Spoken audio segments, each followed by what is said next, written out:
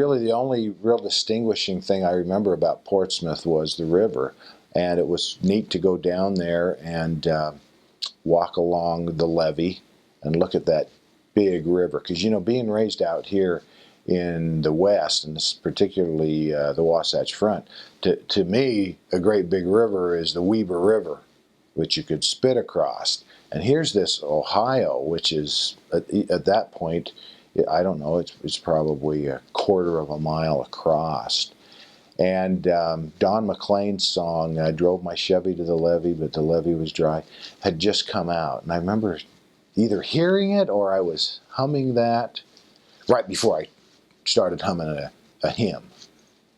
Yeah, right.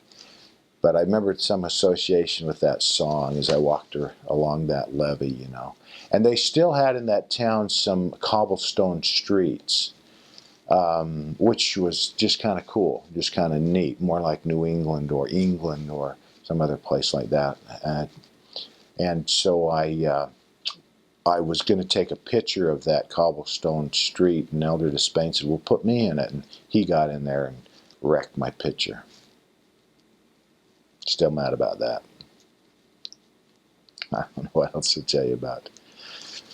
Oh, I do know one other thing is just north of Portsmouth, between Portsmouth and Columbus is a town called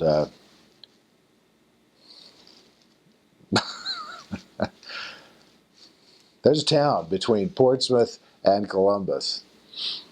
And there, right near that town, are Indian mounds.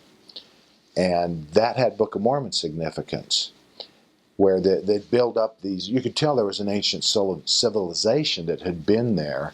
And, of course, members of the church pegged that on Book of Mormon history. So that was a cool place that we did get to go and visit once and look around. And it was very different from, you know, anything I'd ever seen before.